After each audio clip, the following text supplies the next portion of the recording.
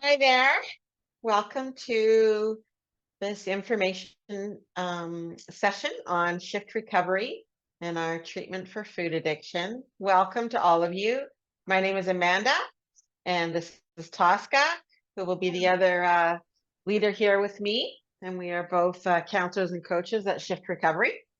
And this is a please jump in and have questions if you have them. We will also have question time at the end.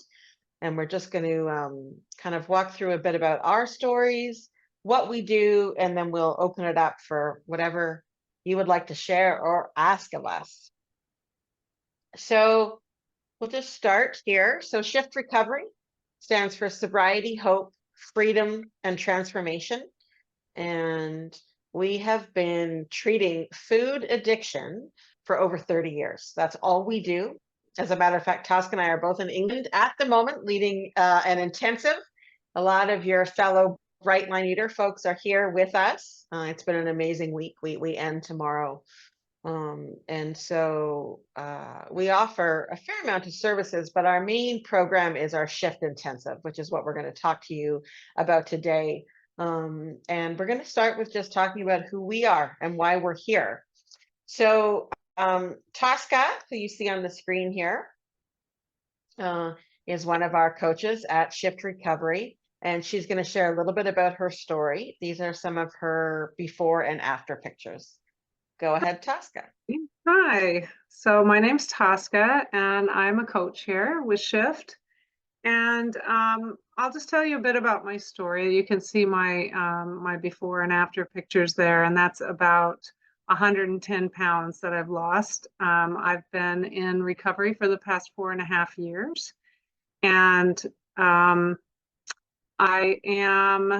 my journey started off, well, I'll start at the very beginning. I can look back now and know that I was a food addict from I think I was born a food addict. I can remember my earliest memory of being a food addict. I must have been like 4 or 5, climbing onto the bathroom sink and getting in the medicine cabinet behind because there was a cough syrup that I liked. And it was, very sweet. And I drank the whole bottle. And I tell this story. I told my sister I was telling the story, and she was like, "Yeah, you wouldn't even share with me." She's 2 years younger than me, and she remembers me getting up there and apparently hogging the entire bottle of cough syrup. So that's my earliest memory. I started recognizing that the way I felt about food was different than other people. As I maybe like 8, 9, 10, I started noticing that people would have like a bowl of candy sitting on their shelf that seemed to like just stay there. I did not understand that. It was like at our house, anything like that would be wiped out as fast as people could eat it. So I just started noticing that other people weren't, and I labeled myself greedy and like a hog. I like to pig out. These were words that my sisters would, you pig, that we all have some issues with food in our family. But by the time I was 20 in college, I was calling myself a sugaraholic, and I would just laugh it off because it's embarrassing to like not be able to stop eating whatever X, Y, or Z thing is there, and everybody else takes like this nice polite amount, and I'm trying to take the polite amount, but what I really want is to just go to town on it. And so I would just laugh it off so that I could indulge. And it was painful, but I didn't really recognize that I had a lot of internal things that were really tied to addiction at that time. I just knew I was kind of getting away with it because I was thin.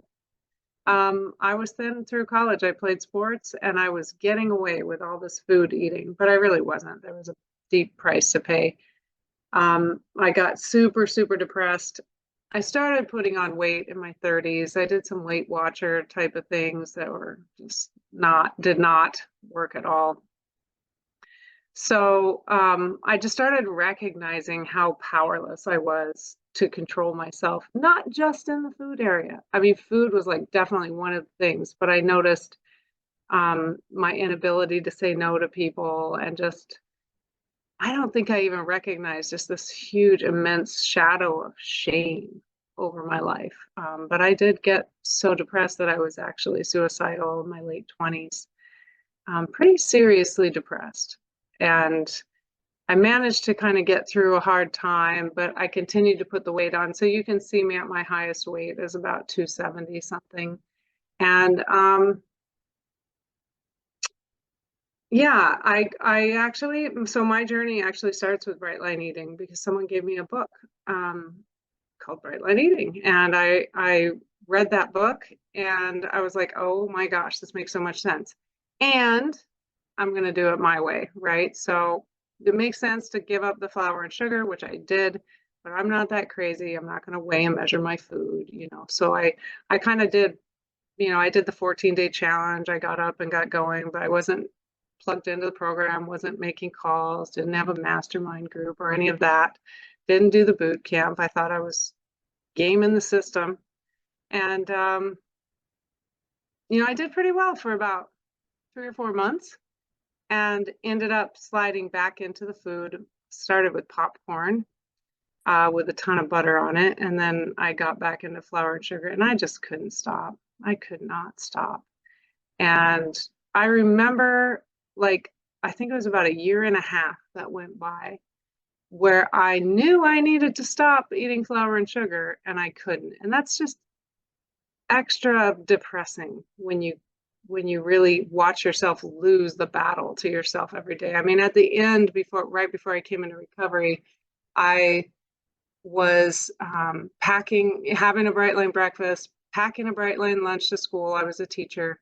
And then the bell would ring at 3 o'clock and my car would literally drive me to the donut shop where I was eating just incredible amounts of, you know, flour, sugar, fats. And I just couldn't stop. And it was insanity. That would just be the beginning of my nightly binge. I mean, it was just every single day.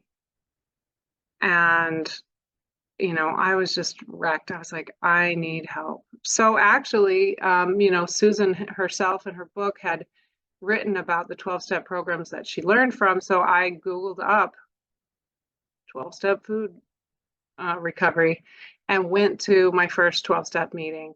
And I just felt like I was coming home. So I've been working a 12-step program for the last 4.5 years. And I've been with SHiFT for the last year and a half. I got certified at the InFact School, which certifies people for food addiction counseling. And so I've been with SHiFT for the last year and a half, which I've learned so much more about emotional sobriety. And wow, my life has just flipped around. So although you can see the weight loss here in my picture, that is the I don't even care about the weight loss. What I've really lost is the inner critic where I've been beating the crap out of myself and full of shame for all of these years.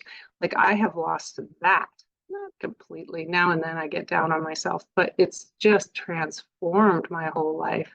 And my faith has been deepened and I'm just like, I'm a whole new person. And so I started working with SHiFT and I just love watching the transformations that are happening. I mean, just downstairs from me right now, people are doing some work and it's just incredible to see people transform before my eyes. So I'm really grateful to be here. I'm grateful to be here with you guys as you potentially begin your journey. And yeah, looking forward to any questions you might have. So I'll pass it over to Amanda to share her story. Thanks, Tosca. So for those of you that have joined while Tosca was talking, welcome. And we are recording this. There's many people that will be watching this through recording. So I'll share a little bit about who I am and why I'm sitting in this chair. So there's some pictures of me, some before and after pictures. And you know, it's interesting when we talk about food and diet and weight loss and what we've done. And food for me as a young child I always enjoyed food. I was a pudgy child, as my mom and friends would call me. Um, but I wasn't a very large child. I look back now, I wasn't large at all. And then when I hit high school, I wasn't really interested in food at all. I was more interested in other things. I found alcohol and boys and just things that were more distracting for me. And then in my early 20s, food came back to me with a vengeance. And from my 20s until I got food sober, um, I tried so many diets. I did everything I could to fix my problem. And my problem, or I thought my problem was weight. That was my only problem. And if I could only lose weight, my life would be perfect. And I worked really hard at that. I did a lot of different pay and weigh diets, which is Tosca mentioned as like Weight Watchers and Jenny Craig. I did exercise programs.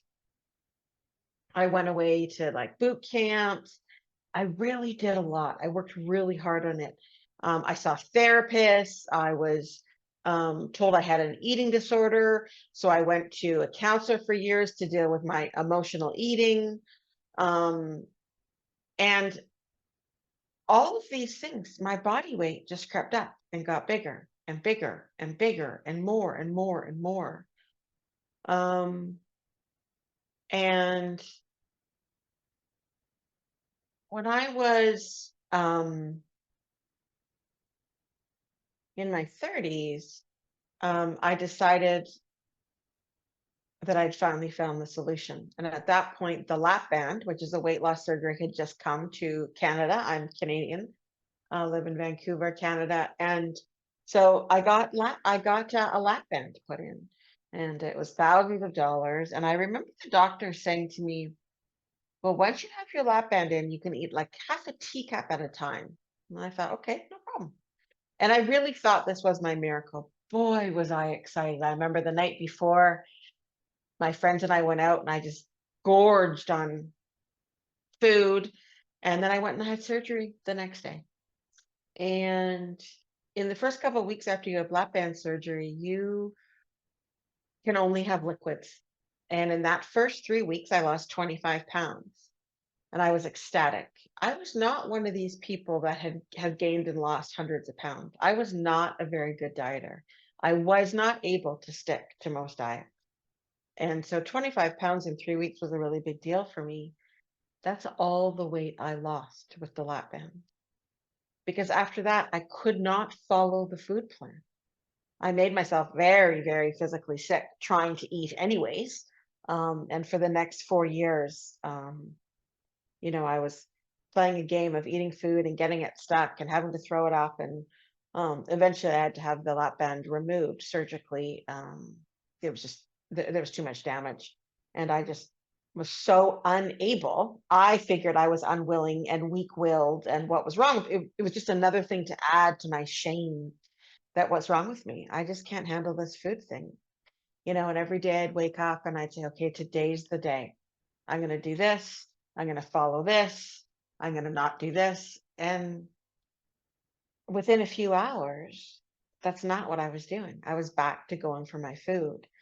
And I was starting to have physical, problems. I was my late 30s and I was being told I was pre-diabetic. And I still couldn't stop. I couldn't stop eating my food. And then I had diabetes. So I'm now giving myself needles every day. I had high cholesterol. I had high blood pressure. I was well over 300 pounds. I don't know what my top weight was. And all this time, I'm going to very well-meaning professionals that are treating me for obesity and emotional eating. And no matter what I did, nothing really was changing with me physically. And until I went somewhere that I got diagnosed and therefore treated with what was really wrong with me. And what I had was food addiction. So all these years of being treated for obesity and emotional eating, I was treated for the wrong condition. And as soon as it was clear I had food addiction, I knew that that was the treatment I had to follow. And I'll share with you in a few minutes about that. And that is what I came to 10 years ago now. I came to this program, this intensive that Tosca and I are talking about. This company was called Acorn. It's now called SHiFT, same program. And I showed up there hopeless, beaten down, morbidly obese, high cholesterol, very depressed, a lot of loathing and shame, and not hopeful. And since I walked in that door, my life has never been the same. And it is true, I lost over half my body weight. I'm no longer I don't have high cholesterol, high blood pressure. For all intents purposes, I don't have diabetes, although once you have diabetes, you always have diabetes, but I'm not on any medication. My blood sugars are even, and it's been this way for 9 years now. Things have just been this way since I finally got the proper treatment. And very, very many well-meaning providers have really tried to help me, but there's such a lack of understanding around food addiction. And I was only being treated for one of my symptoms. So my weight was a symptom of my food addiction. My emotions and my emotional eating was a symptom of my food addiction. So I had to have my addiction treated first, and then all my other symptoms would slowly start to heal. So that's me. These are my pictures. The one here is in Bermuda. I'm on the same beach in Bermuda, about 3 years apart, so not a long time apart. And this one, this picture over here, this one of me here was, I'd gone to a place to get treatment for obesity. And this was on my last night of that. This was on our kind of graduation night. But once again, it didn't work because obesity wasn't my problem. It was definitely a symptom, but my primary hadn't been treated yet. And then this is me a few years later. So I'm going to carry you through here now a couple different things you've heard us mentioned. And I think it's important that we take a look at this. Oops, sorry. Okay. So when we're talking about different types of eaters, we've put them into 3 categories. And we put them into 3 categories. There's lots of gray and overlap. And this makes it sound very simple, but it's not as simple as this, but it's a great way to think about it. So this first category here, what we call a normal eater, and I don't like to say normal because what does normal mean? But basically a normal eater, but they only have a weight issue. The only issue is weight for them. So their problem is physical. Their issue is weight. They have extra fat on their body. So what do these folks need? They need a solution that is tied to what their problem is. So it's physical. So they need a diet that's the old calories in and calories out that I'm sure all of us have been told about a plethora of times. There is lots and lots of treatment for obesity. There's exercise and gyms and calories in, calories out. And this is often what our doctors will get us to do. This group of people needs information. So they need calories in, calories out, plus a moderate exercise program and some support for eating that way. Once they've got that information, then they need willpower to follow their food plan. And for this type of people, that really works. So it's for someone, let's say life's going along, they got a bit of extra weight on their body, and they go to their doctor maybe one day, and the doctor's like, your blood pressure's creeping up a little bit. You need to lose a little bit of weight. So the doctor gives them a diet, an exercise plan, and off they go. And they do it. They actually do it. And this is not a problem. And this is what programs like Weight Watchers and Jenny Craig, people in that category do really well in those programs. The next column, emotional eater, there's also a plethora of treatment out there for emotional eating. So these are people that their problem is physical and mental. They may be overweight, they may be underweight, or they might not have a physical symptom in the sense that their body looks like it's in a normal size body, a right size body. And And this is often called binge eating disorder, restricting, purging, anorexia, bulimia. And what this is about is unresolved trauma. And so what these folks need is they need a solution that's mental and emotional. So they need someone to work with them to develop skills to cope with their feelings, to actually live in this world. They need ways other than food or restricting or purging to be able to be in the world without an overwhelming amount of emotion. So we can resolve past emotional trauma and kind of irrational thinking that goes with that. And then now, if these people also have weight to lose, then they also would need a proper eating plan. And their solution is moderate eating. They can eat anything in moderation, as long as they have a tremendous amount of support for their emotional therapists, counselors, group support. So in my story, I had years and years and years where I was being treated in this category. You know, the doctors would give me different diets. I'd go to Weight Watchers. I'd go to try different diets that were the cabbage soup diet, whatever it may be. And then when that didn't work, the doctors decided I was in this category and that I had an eating disorder. They told me I had binge eating disorder. But I had been going to therapy for years. I continued to go to therapy. I was in an emotional eating group. Nothing was changing with me physically. So then we pop over into this third category, which is addiction. When addiction is present. And if addiction is present, the treatment for obesity and the treatment for emotional eating will not work, even though many of us have obesity if we're food addictive, and many of us are emotional eaters. The treatment for these alone will never work for the addict. So what do we need? And one of the reasons the normal eater treatment and the emotional eater treatment won't work is it's like going to a doctor because we can't see, and them prescribing hearing aids for us. We can't see, but they're going to improve our hearing. It just doesn't work. And you can see this, you know, the number of overweight and obese people is growing every year, despite enormous efforts and treatment options for obesity and emotional eating. So what's going on? I'm going to show you this next slide.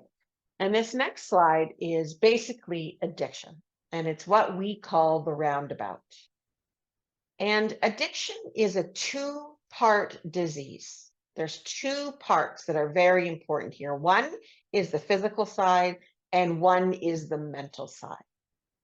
So when addiction is present, we actually have something going on in our brains, meaning that when we ingest a substance that we're addicted to, our brains don't act the way people that don't have the addiction react to it. So we consume our addictive substances, and for food, the most common ones are flour and sugar, and often volume of food. So if we ingest those substances, we have an abnormal reaction. And what that abnormal reaction is that once we've started, we can't stop. It's a physical craving, and it literally is our brain. And our brain has a reaction, we cannot stop. And we go into binging. Until one day we cry the national anthem and say, I can't do this anymore. Now, the other option, and it does happen for those of us that are addicted, is every once in a while, we are able to eat our addictive substances and nothing happens. So we think, oh, what's wrong with us? I was able to stop at one cookie, no big deal. Okay, here's the thing. Whether we ate a cookie and we were able to stop, or whether we ate a cookie and couldn't stop, we kept eating, life happens to all of us. Life happens. And people don't do what we want. There's too much traffic on the street. Our children, our husbands, our partners, our bosses, whatever it is, life happens. And we get irritable, we're unhappy, we're excited. we're resentful, we have fear, we have guilt, we have shame, whatever it may be. And these start filling up our emotional barometer. That's how we measure our emotions. And there's a while that willpower can deal with those emotions. It's no problem. However, unless we deal with these emotions, our barometers fill up and they hit the boiling point. And what the boiling point tells us is that the best solution to make us feel better is to eat again. Now, if we don't have addiction, this happens to lots of people. They're having a bad day, they go through a bad breakup, they're exhausted. Oh, I'm going to eat some ice cream. I'm going to overeat a tub of ice cream. This is not a problem if addiction is not present, because they don't run the risk of going into the physical part of having an abnormal reaction and not being able to stop despite the consequences. So the deal with addiction is the only way to stop,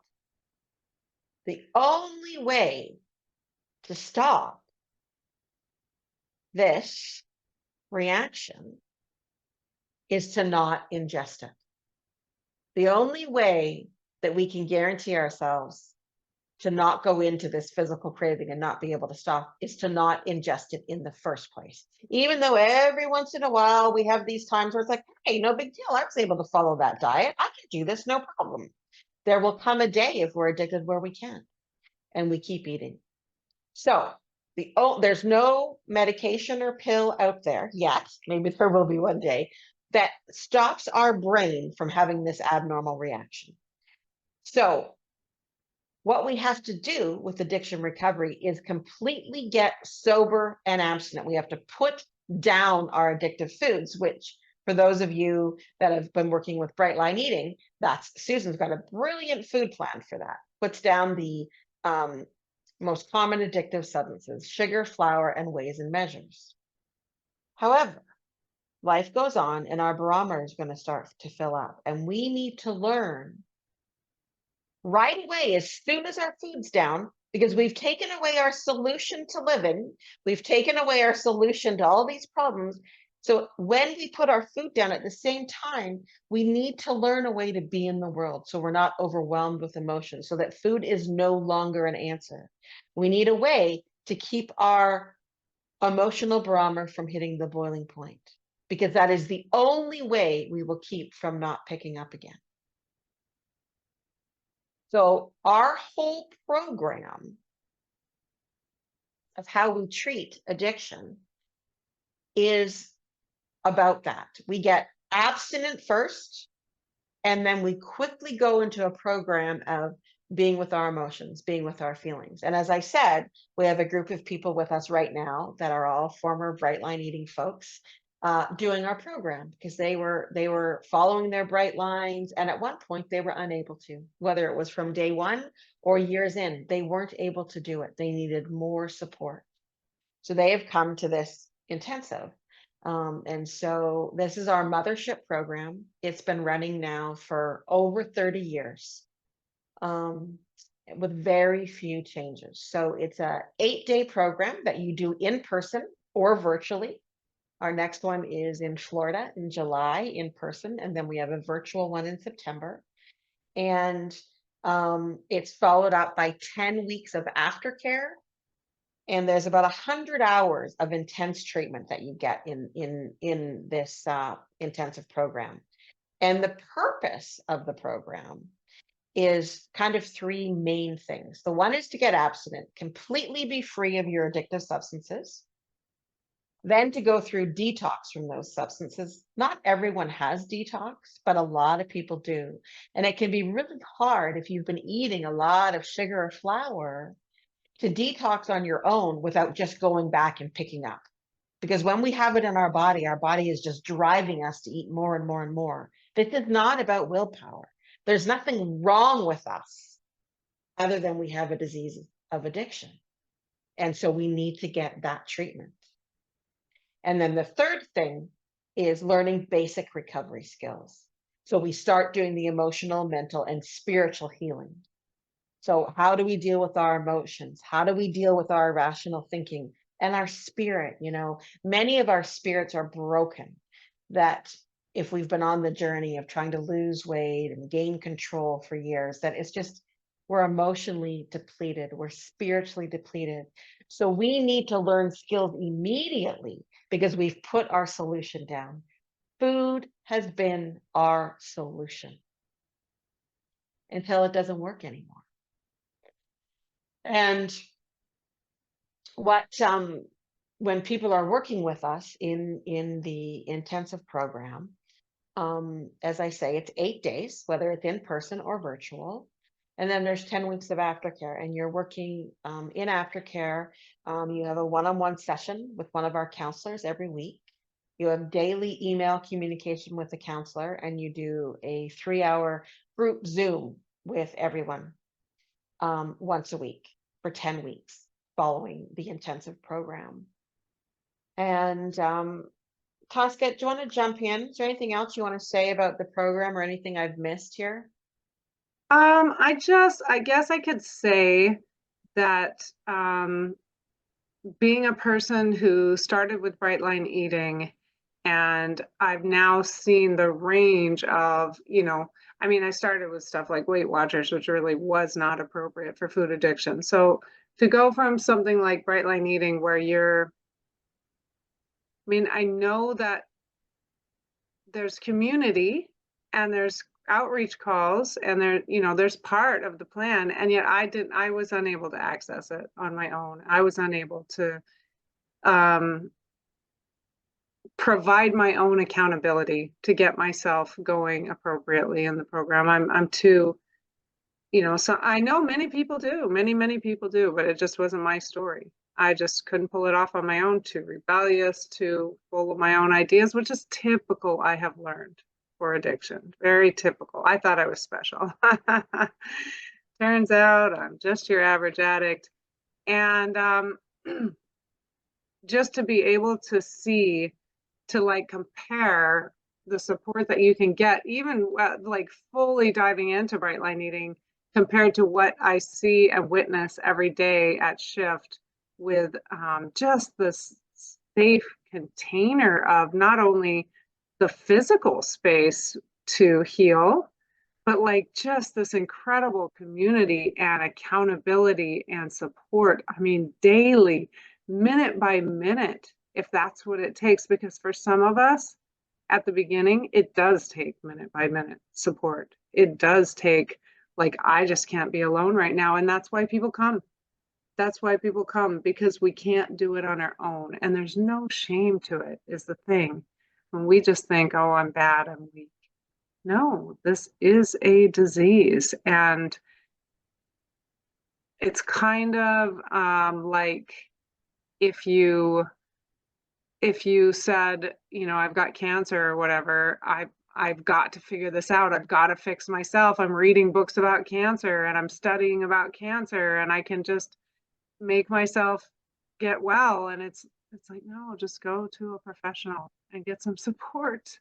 Just go and get some support because you've tried hard enough. I mean, I don't know what your stories are that bring you to this meeting, but for me, I had tried hard enough on my own and I needed to come into a supportive community and not be on my own with it. And, I'm so grateful to be able to witness that recovery does work, that no one's out of reach of like, I'm too sick for this, or, I've tried and I've failed. I'm hopeless. I'm a hopeless case. No, not true. Not true. Like Amanda said with this roundabout, while you're caught in the physical side of the disease, like we just don't stand a chance. Once we get clear of the physical side, things change a lot and we can do the deep inner work that we need to do for our emotional barometer. But we just need support. And so I'm just grateful to, like I said, I can just be a witness to you guys that Bright Line Eating is amazing and it got me started and got me plugged in. I'm super grateful for Susan. And this is like, I don't know, Bright Line Eating times 1,000 or something. It's just, it's vastly different. It's actual treatment by professionals for a disease that is killing people across the world every day. And so we're grateful to be able to offer it to you.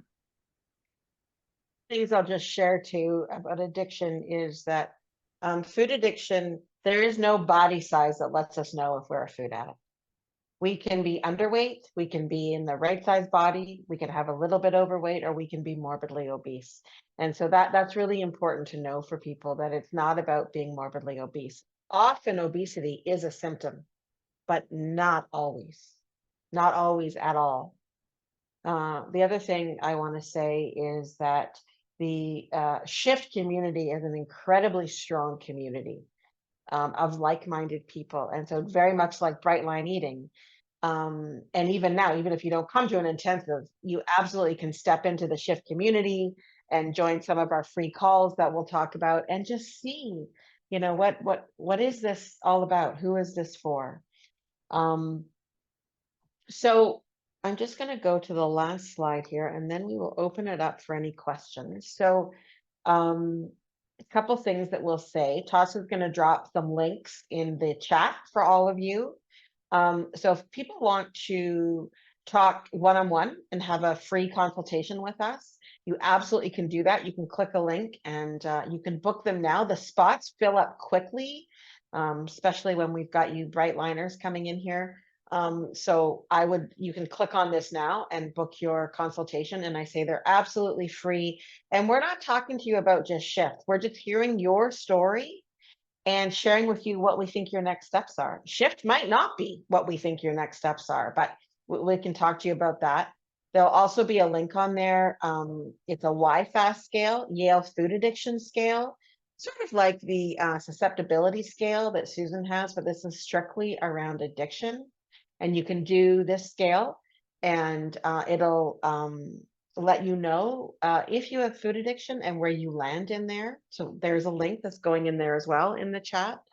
And then the last thing on there is join the SHiFT Strong calls. These are free calls that all the different professionals at SHiFT lead. They're an hour long, and they're just a check-in. How are people doing? What's going on for you? They happen 4 times a week. They are completely free. The next one is tonight, actually, for those of you in the Eastern time. Tusk and I are in England right now because we're leading an intensive. So we're depending on where people are, but it is 7 p.m. Eastern time tonight. There is a free SHiFT Strong call. You just get on, you can hear people's stories, you can get phone numbers if you want. You don't have to say anything if you don't want. So they're just there. So they're Sunday night, Monday morning, Wednesday evening, and Saturday morning. So this evening at 7 p.m. Eastern time, and Tosca's dropping a call in there, or a link in there as well. She's also dropping a link in there for the July intensive. I'm not sure how many spots are left for July. I know it is filling up. That's in Florida, but I know there's a few spots left in there. So if you want to save your spot, that's where that is there. Okay. Our website is foodaddiction.com. Tosca's going to have that in the chat as well. So I'm just going to stop the screen sharing here and open it up. Most of you don't have your cameras on. Some of you do. It's great to see you. Any questions, any comments, you can drop questions in the chat box too. You know, we're here for the next 20 minutes and you know, ask any question. I guarantee you, if you have a question, someone else has it too. And we will do our best to answer them. And as I say, if you don't want to ask it out loud, you can put it in the chat on Zoom, and we're happy to answer. We do have. I had a question come in. Does health insurance cover any part of the program? Great question, and it does not. We wish it did. Food addiction is not recognized in the DSM, that which is the manual, which is how insurance covers this yet. We're working hard to get it in the DSM, but it is not covered yet, unfortunately. We absolutely work everything we possibly can with people around payment plans, and we really do our best to help people out. So if money is a big issue for you, please check in with us anyways, have a consult. We do our best to work with people around money. We really want to make this available to all. And so please check in with us anyways, and we'll see what we can do with you. All right. Is that another question? Yeah, a question about virtual versus in person. Yeah, so I suspect the question is what's the difference or what's better, or we get asked this question a lot. So I'll tell you about virtual is virtual started when COVID hit, and we were, I think, about 2 weeks out from having an in-person intensive in Vancouver, Canada. We do the personals in persons normally in Vancouver or Florida, and we're in England right now, but that was a rarity. Um, and we everything got shut down, and we were like, what are we going to do? And someone, I don't remember who it was, came up with the idea of virtual, and I was like, oh, I don't like that idea, but okay, what are we going to do? We got to try this. And so we've been doing virtual intensives ever since then. We kept them on after all the restrictions were lifted, because they have been amazing. So the program itself is very similar. When you're on virtual, you work a little bit more ahead of time with one of the coaches around your grocery shopping and getting your food plan and that kind of support. Otherwise, the day-to-day is exactly the same. And there's really pros and cons to both. There's really nothing like being in person with your like-minded fellows, sharing in a home, being in treatment with people. Um, it's something, it's very, very special.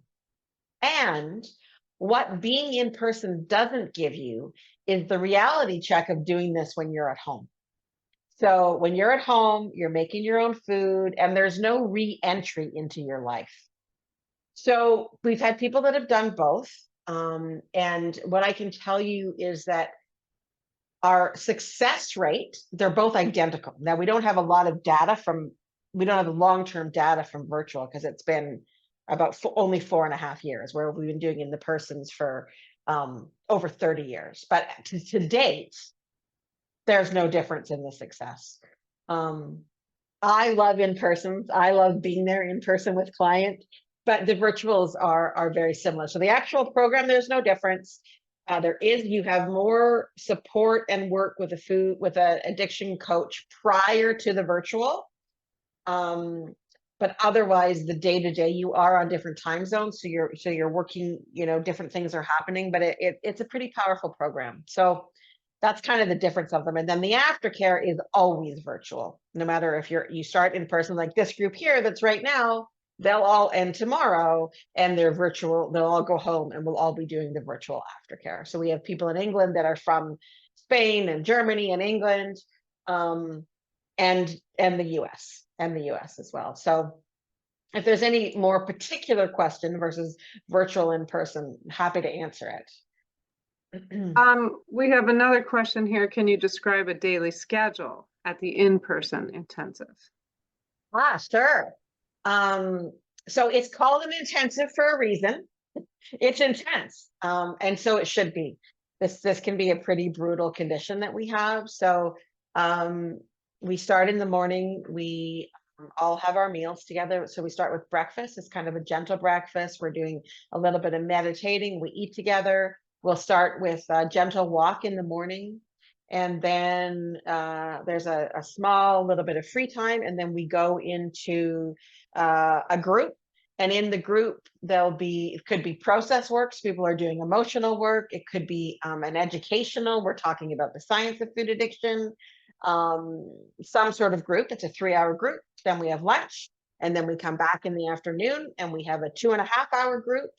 Same type of thing, depending on where we're at and what we're doing. Then we always have assignments, and there's a quiet time. The house is on quiet, and people are doing writing. And then there's dinner.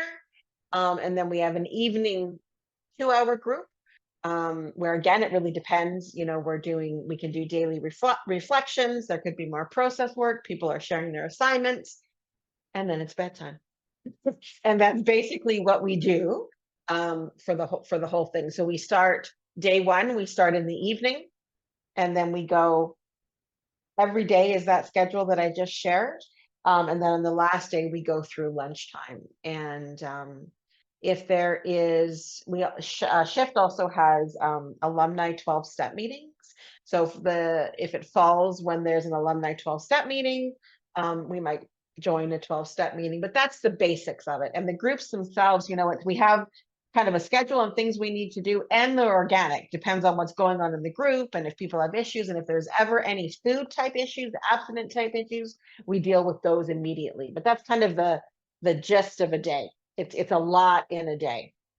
And it is, I will tell you, I'm always, as I told you, I went to this intensive and I got my treatment, although at that point in time it was only 5 days and there was no aftercare. And it's shocking to me, the changes that take place. And like even here now, I was in group and we're on day 7 of our intensive treatment here.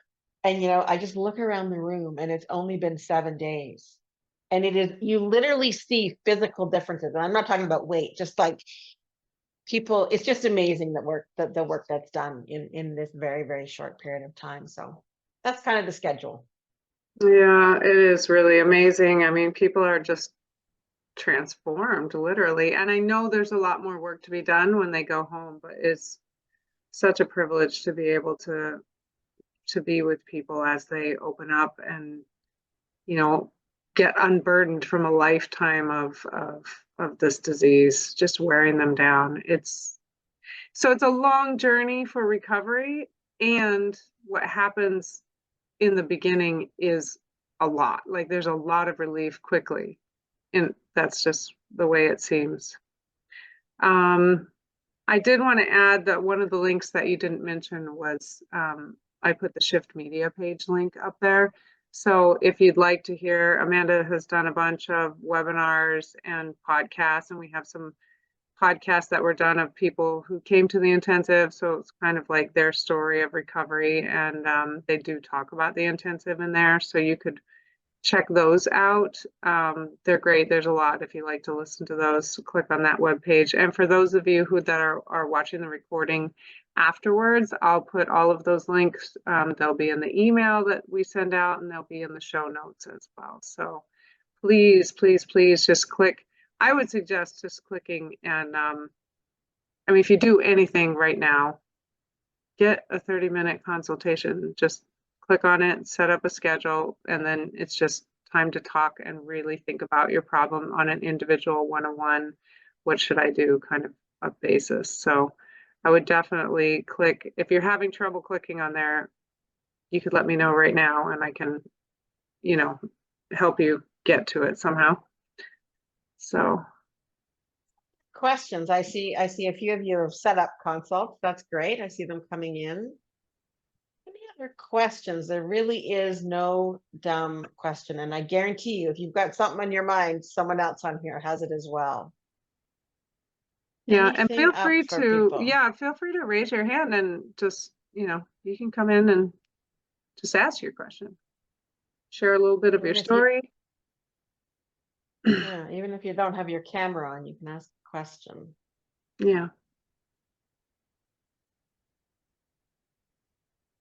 This intensive that we're at right now, we had the pleasure of Susan Pierce Thompson was with us in the first. Susan and I were here in England at the International Food Addiction Conference, and we were here together. We're on a group of a board together as we're trying to get this furthered in the medical community, and so Susan joined us, and for maybe the first 24 hours, and it was beautiful to have her here. And this really is, as Susan, I think, has shared, is just such a great next step for people that have been in bright line eating and used all the tools, or not been able to use all the tools, and they're just stuck.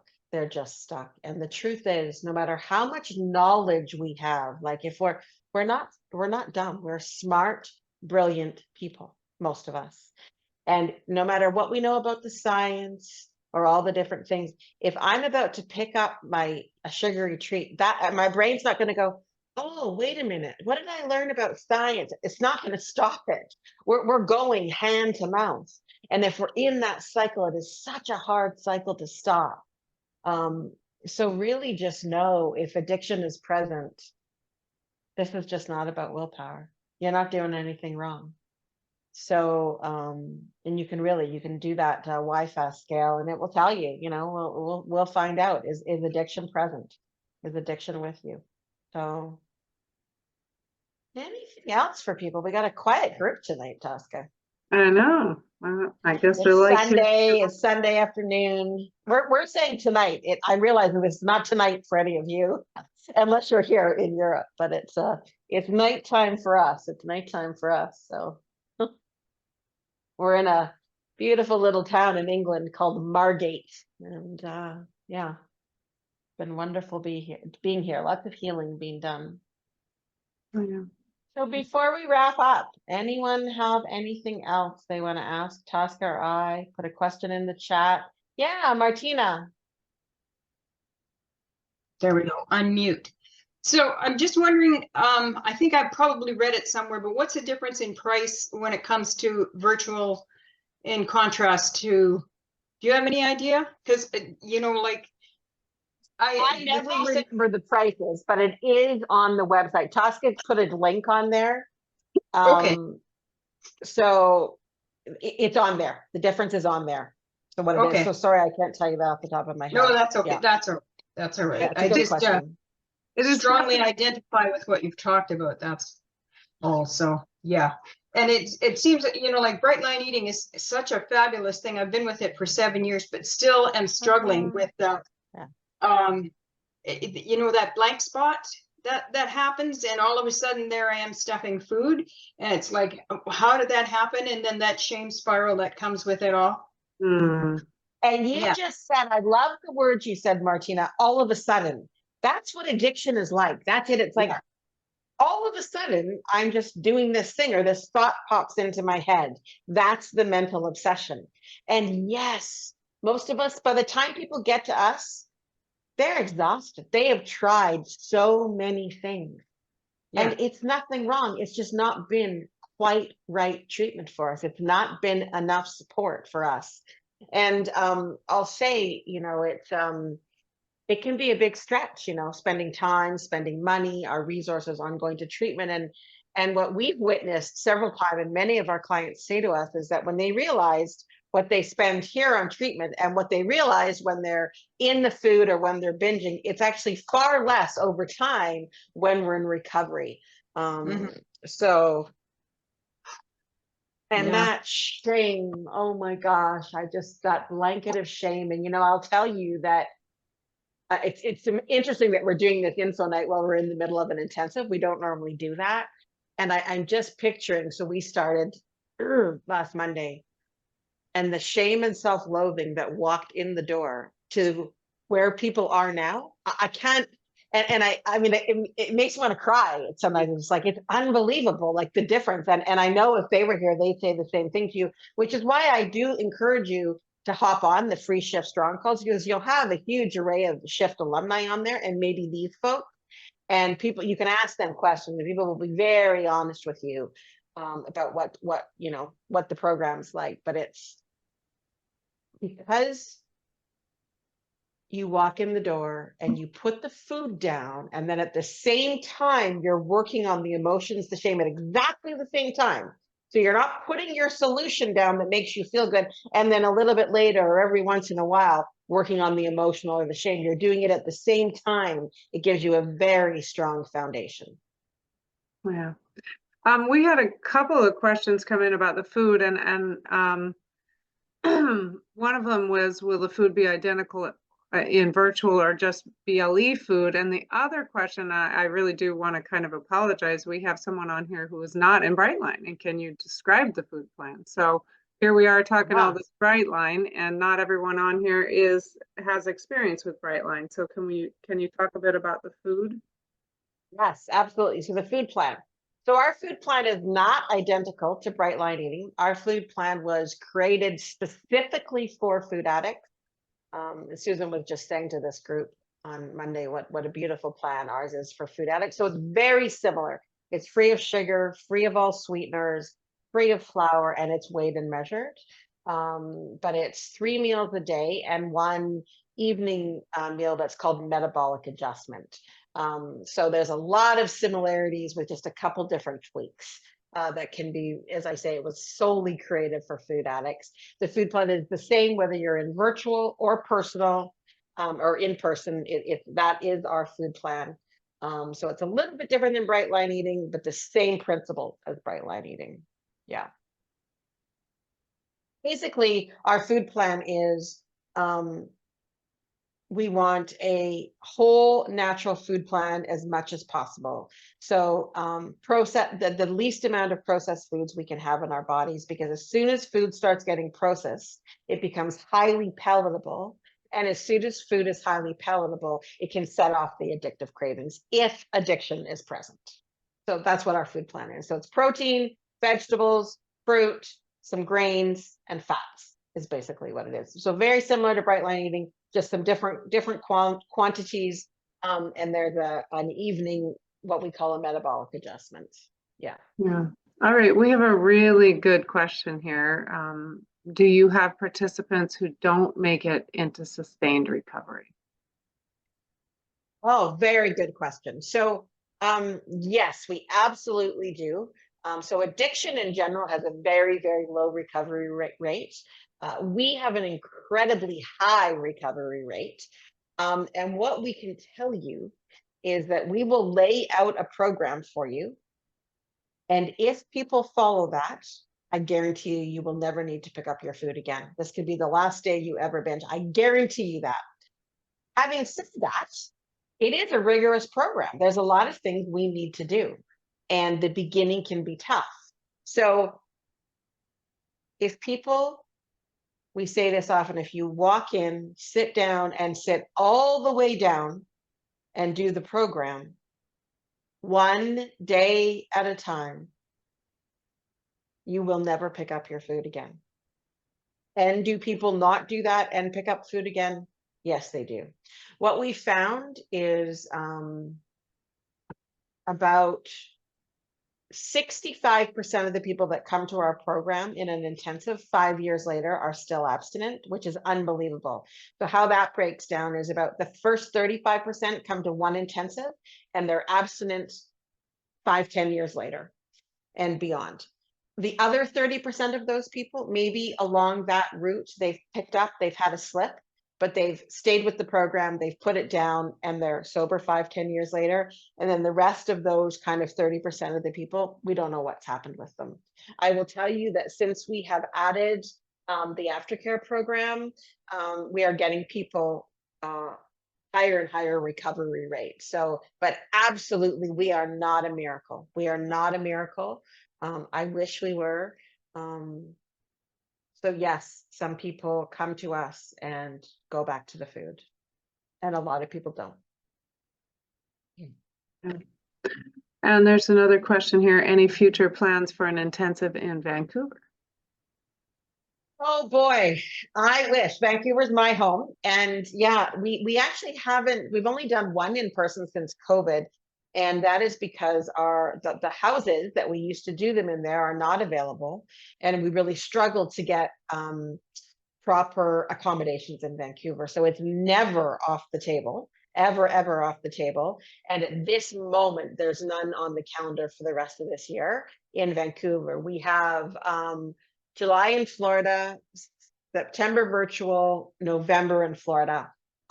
We haven't rolled out the 2025 schedule, but I would love to. And at this moment, there's not one on the schedule. Right, that's all the questions I've got. Oh, James, such a good question. Oh my goodness. So a couple things I'll say about that is that we often get people's families involved, whether it's before they come to treatment or after. So if, depending on exactly what you're talking about, but we will absolutely, you could,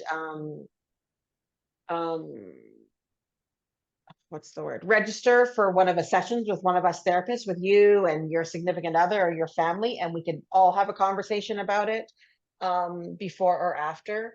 And there is some literature that is available. And it really is tough. It is a thing, and we're kind of where we were with alcoholism and drug addiction about 50 years ago. There's a lot of people that simply don't believe it. And the deal is, with most of us, by the time we're here looking at food addiction treatment, we have been on hundreds of diets, spent thousands of dollars, we've done a million different things, and here we are. So our family and friends really have no reason to trust us because we've kept showing up and not doing things, And so the great news is no one has to understand for us to get recovery. Now, where it gets tricky is if we, we have a partner and we need to spend some money and we're talking to them about money, and how does that work? So what I can say to you is that I really encourage people to get super honest with your family, really around what's going on. If you need support, we can absolutely set up a call. We've been doing it more and more with people to walk through what really addiction is, what it looks like. You can have them watch this video. There's a lot of, as Tosca said, there's a lot of media on our media page. You can have them watch media about food addiction and what's happened with people. So those are kind of my suggestions off the top. And it's a common question, and it's often what happens with people. And even in the intensive, once people are here, we're talking about the same thing. And people will often set up sessions with the counselors, with their partners or kids or family, whoever it may be, to get some support. Just like when we're in drug and alcohol addiction treatment, we need a lot of support. And so we can just walk through people, and no fault of their own. There's nothing in the world that really talks about food addiction. It's just like, come on, willpower, get it together. What's wrong with you? And they've seen us fail and fail and fail. So it's like, oh, here we go again. Another thing where it's going to take your time and take your money and blah, blah, blah. So it definitely is a thing. And so that's where I would start. There's also a book called Food Junkies that Dr. Vera Tarman wrote. If any of your family would read it, it's just a brilliant book on food addiction in simple terms. So Food Junkies, any of the videos on our video page, this video, and then if you wanted, you could set up a session with one of our counselors and your partners. Yeah, very good question, Jane. Yeah. All right. Well, we did have some people book consults. If you're one of the people that didn't yet click on the consult button, maybe I'll drop it in here again just before we end so that you can find it. You don't have to scroll back. That would definitely be a good next step, to just be able to talk to me or one of the other coaches about your situation in particular, and just what would be right for you. And if you're trying to book a consult and none of those times work, you can just contact the office. Tasha can drop the contact at foodaddiction.com, and just let the office know that you'd really want to book a consult, but you can't make that time work. And we do our best to be there when we can for people. So we'll just, there it is there. So before we end, last chance for any questions for people. So this is going to be on video, and it'll be sent out to everyone that registered for it. We had quite a few people register. So the video will be there for people as well as for you. And you know how to get us. Foodaddiction.com is our website.